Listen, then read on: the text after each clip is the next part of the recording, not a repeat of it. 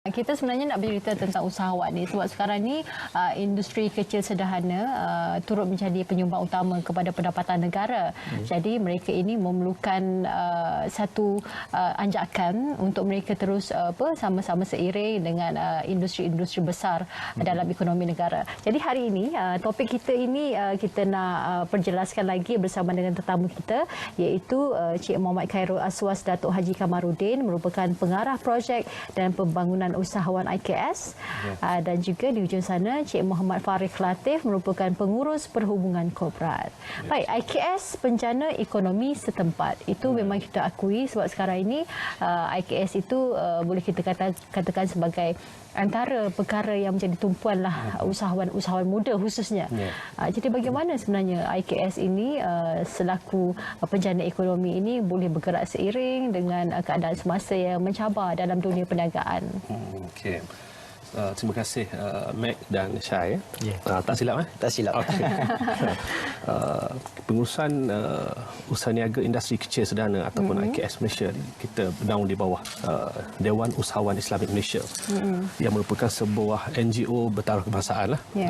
Yang kita tubuhkan pada sekitar 15 tahun yang lalu lah, sekitar tahun 2004. Yang mana pada peranan utama penubuhan itu adalah untuk sebagai medium promosi produk-produk keluaran usahawan tempatan, usahawan IKS. Yang mana kalau sebelum ini peranan IKS ni kita untuk mempromosikan sebagai platform tu, medium, dan kita gunakan kaedah seperti mana penganjuran expo, carnival dan promosi produk-produk tempatan serta mengadakan seminar dan juga kursus keusahawanan untuk usahawan-usahawan di Malaysia. Dan pada ketika itu kita lebih tertumpu kepada menggunakan destinasi pelancongan sebagai lokasi penganjuran karnival ataupun expo, yang mana kita tumpukan kepada destinasi pelancongan terkemuka ni untuk sempena waktu macam cuti sekolah ataupun cuti public, cuti hari perayaan ataupun hari kebesaran, yang mana kita mengadakan expo jualan ataupun pameran produk-produk usahawan di lokasi berkenaan. Tapi bila mana pada kita sebut pada era dululah, bila dah masuk era globalisasi digital ni, usahawan-usahawan dah mula menggunakan platform yang agak moden ni. Dia gunakan platform digital untuk promosikan produk-produk mereka. Jadi semakin lama semakin berkurangan lah yang ke arah penyertaan karnival. Masih ada tapi bilangannya tidak serancak dan tidak seperti dululah. Saya tertarik dengan pelancongan pelancongan itu tadi kan. Mungkin boleh terangkan sedikit tentang adakah pelancongan ini secara menyeluruh ke Sabah Sarawak ataupun hanya di bandar tertentu sahaja? Okey, kalau skop promosi IKS Malaysia memang kita akan pergi ke seluruh Malaysia lah, termasuk Sabah dan juga Sarawak. Dan pihak IKS juga pernah bawa usahawan-usahawan yang produk-produk mereka untuk ke pasaran luar seperti Brunei, Singapura, Thailand, Indonesia. Untuk promosikan produk-produk tempatan tadi. Cik Farid, kalau kita lihat sekarang sebenarnya orang ramai yang ingin terlibat dalam industri kecil dan sederhana ini, mereka tidak boleh lagi dalam kepompong lama mereka perlu keluar dari zon selesa, ada premis berniaga, maka di situlah mereka. Sebab seperti kata Cik Khairul tadi, perlu ada penambahbaikan untuk kita nak mendepani era globalisasi ini. Jadi bagaimana untuk kita nak memastikan supaya mereka ini diberi pendedahan yang secukupnya, pada masa yang sama turut terlibat menggunakan media sosial yang ada ataupun platform-platform yang lebih moden ketika ini? Okey. So IKS sekarang dalam pembuatan portal digital yang mana kita menggalakkan usahawan-usahawan IKS ni bersama-sama dengan IKS kita untuk terlibat dalam promosi di bidang platform digital yang kita buat sekarang ni lah. So memang digalakkan usahawan-usahawan sekarang ni kena bersaing dalam era teknologi terkini menuju wawasan 2020 dan era sekarang ni era digital, bukan balik kepada zaman dulu.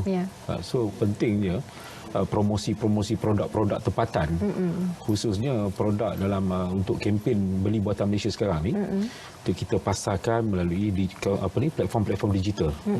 So ini peluang-peluang yang harus usahawan-usahawan tempatan perlu ambil. Dan juga kita menyeru kepada korporat-korporat yang memang dah sedia ada produk-produk mereka, seperti susu segar dan sebagainya yang ada sekarang ni, untuk bantu juga usahawan-usahawan ni pasarkan produk mereka melalui kawasan-kawasan setempat yang sedia ada di kawasan-kawasan mereka ni lah. So sekarang ni pun kita tengok banyak produk-produk tempatan yang tak boleh nak kita pasarkan melalui cara lama. So orang-orang bandar tak tahu. Kan? Contohnya belacan buatan orang Bumi Putra, ataupun sebagai cincalo. Kadang pembuatan tu dia tak tahu macam mana kesahihan dan kebersihan. So benda-benda macam ni, produk-produk macam ni kita boleh pasarkan melalui platform digital. So kena bersaing dengan cara zaman sekarang lah, yang moden ni. Dan platform digital tu mungkin ada khusus khas kepada mereka ni. Kita galakkan mereka untuk join menjadi ahli usahawan IKS, dan kita akan pasarkan produk-produk mereka melalui platform digital yang diusahakan oleh usahawan kecil kita sendirilah.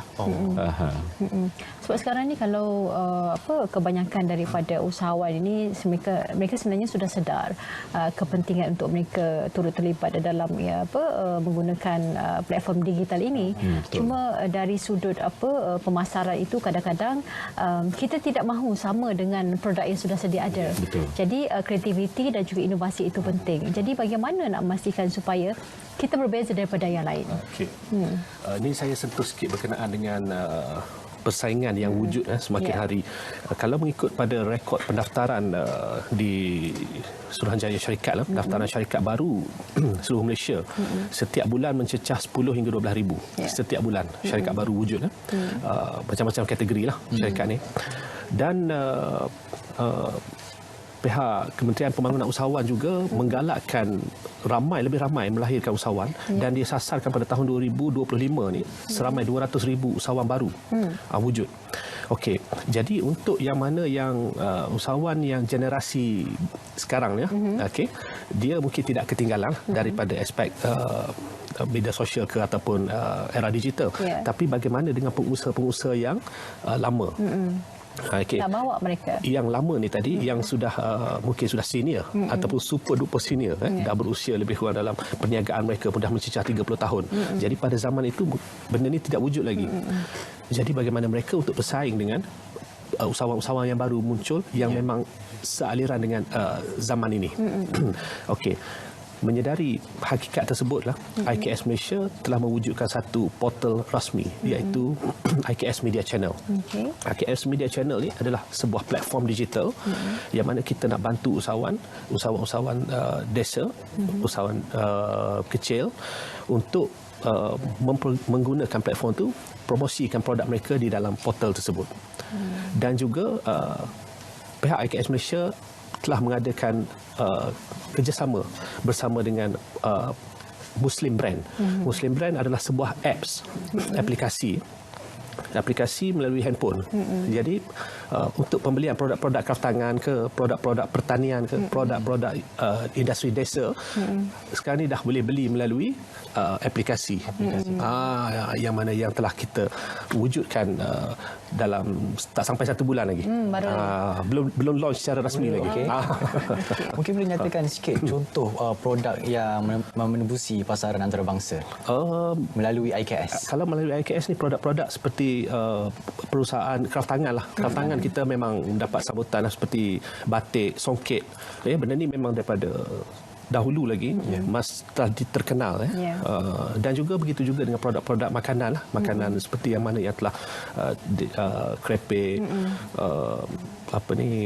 ada juga barang-barang pembuatan macam logam halus dan juga seramik. Ini pasaran dia agak luas sedikit di belah luar lah. Di luar negara lah maksud saya. Selalunya kalau kita keluar negara, kerana mereka sudah sangat terkehadapan dalam perniagaan secara digital ini, kita dapat lihat sebenarnya industri kecil sederhana mereka juga dilanda oleh gelombang digital ini.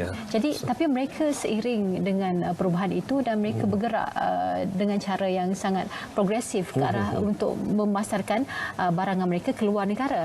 Dan kita sebenarnya kita ada banyak produk-produk yang sangat bagus, yang unik, yang menggambarkan identiti Malaysia. Betul. Jadi apa yang perlu dilakukan oleh pihak berwajib khususnya dan pastinya juga kepada usahawan yang sedia ada ini supaya mereka dapat sama-sama memastikan supaya produk-produk kita itu tidak hanya dipasarkan dalam negara saja tetapi menjadi ikon bagi negara. Okey. Sebenarnya kalau seperti mana Mac bagi tahu tadi, memang produk-produk tempatan, produk-produk keluaran usahawan ni, mereka mempunyai satu sentimental value ataupun dia punya nilai estetikanya yang agak tinggi kerana diusahakan tidak secara mass production. Jadi dia mengusahakan daripada rumah ataupun dia buat perusahaan kecil, bengkel, small industry kan. Dan penjagaan dari segi kualiti dan juga ni sangat sangat baguslah. Cuma mungkin di sini adalah bagaimana produk tersebut untuk menembusi pasaran, kerana setiap negara-negara di luar mempunyai kriteria pemilihan untuk memasukkan barangan tu ke dalam pasaran. Dan kalau ikutkan pengalaman kami ke Brunei agak senang sedikitlah, cuma mereka konsep sama lebih kurang macam di negara kita. Dan banyak produk-produk di sana pengusaha agak kurang. So sedangkan potensi produk kita ramai usahawan. Jadi potensi produk untuk ditembus ke pasaran sana memang agak besar. Masih luas lagi yang boleh diterokai oleh usahawan-usahawan. Cuma bagaimana kaedah, sebab nak masuk tu dia bukan ada senanglah, dia ada kaedah-kaedah kemasukan barang production untuk bawa masuk barang di pasaraya, tembusi pasaran di Brunei lah. Jadi kena tahu saluran yang tepat. Dan begitu juga dengan packaging lah. Pembungkusan produk tadi amat memainkan peranan penting lah untuk sebagai presentation produk tersebut. Baik. Terima kasih Cik Khairul dan juga Cik Farid kerana bersama dengan kami hari ini. Saya rasa kalau kita nak menjadi usahawan yang berjaya, kita mesti berani mencuba sesuatu yang baru. Dan boleh saya tambah sikit untuk maknanya kalau usahawan-usahawan yang nak melihat apa perancangan dan program yang diadakan oleh IKS Malaysia, boleh pergi ke page rasmi IKS Malaysia. Itu IKS Malaysia. IKS Malaysia. Di sana ada banyak tip-tip. Tip mungkin tak banyak lah, maknanya dari cara segi untuk mereka cara dan juga aktiviti setempat yang kita adakan bersama usahawan. Baik, terima kasih keduanya. Kita harapkan semoga bermanfaat kepada usahawan-usahawan muda untuk mereka yang ingin menceburkan diri dalam bidang perniagaan.